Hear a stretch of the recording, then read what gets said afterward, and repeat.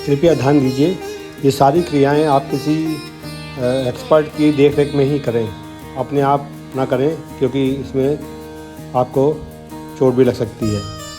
तो ये इस समय आई वॉश कर रहे हैं। ये जो प्लास्टिक के कप्स हैं, आई कप, ये भी यहीं से मिले हैं। इसमें त्रिफला का पानी है और ये आँखों पे लगा करके आँखों को अंदर पलकों को झपकना होता है और उसके बाद आंखें खोल करके भी पलकें झपकनी होती हैं, चारों तरफ देख करके करना है और इसी प्रक्रिया को कई बार रिपीट करना है। कभी कभी ये पानी आंखों में लगता भी है।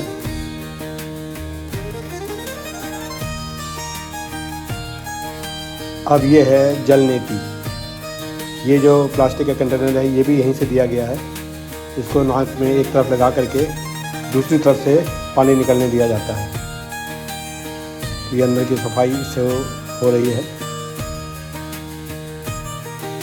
ये भी किसी की देखरेख में ही करें। तो मैंने भी ये सब यहीं पे आके सीखा है। पहले मुझे देखा तो था मैंने पहले, लेकिन आता नहीं था। तो दोनों साइड से ये करते हैं। वैसे तो पूरा का पूरा ये जो कंटेनर है, इसको एक तरफ से खाली करते हैं, फिर दूसरी तरफ से भी इसको खाली करते हैं। इसको इस तरह से करना है।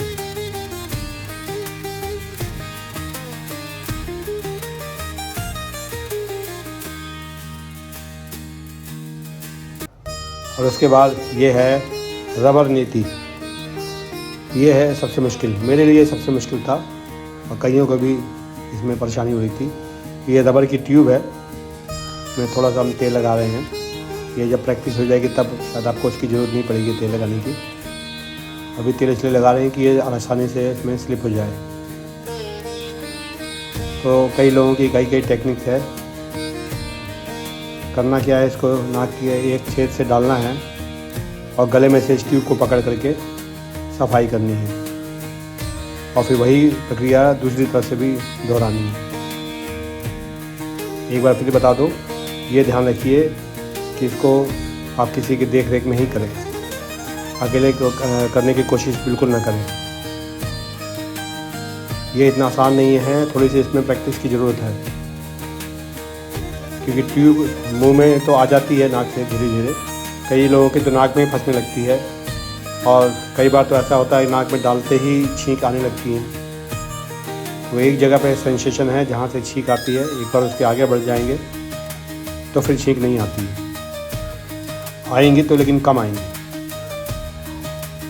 अब ये ट्यूब गले में आने के बाद में भी वहाँ से पकड़ना भी वो सीखना पड़ेगा, क्योंकि जब उंगलियों से पकड़ते हैं तो उसमें फिसलती है, क्योंकि इसमें सलाइवा इतना लगा रहता है तो बार बार फिसल जाती है। ये देखिए, एक बार बाहर आ जाए तो इस तरह से सफाई करनी है। फिर वही प्रक्रिया दूसरी तरफ से भी करना है। इसमें कोई जो जोर ज़बरदस्ती नहीं करनी होती है, आराम से डालना होता है, क्योंकि सब कुछ काफ़ी सेंसिटिव है नाक में। और ये रबर तो वैसे बहुत सॉफ्ट है, पतली रबर है, लेकिन फिर भी बिल्कुल आराम से करेंगे। कभी कभी ये जा कर के अंदर फंस जाती है तो उसको दोबारा निकालिए और फिर से डालिए।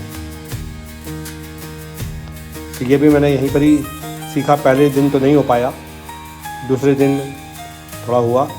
उसके बाद फिर हमने जितने बाकी के दिन थे सब डेली इसकी प्रैक्टिस करी, तो अब ये हो जाता है। एक बार जब आप सीख लेंगे तो आपको भी सीखने में थोड़ी सी परेशानी हो सकती है, लेकिन उसके बाद अच्छा लगेगा, पूरी बढ़िया एकदम सफाई हो जाती है।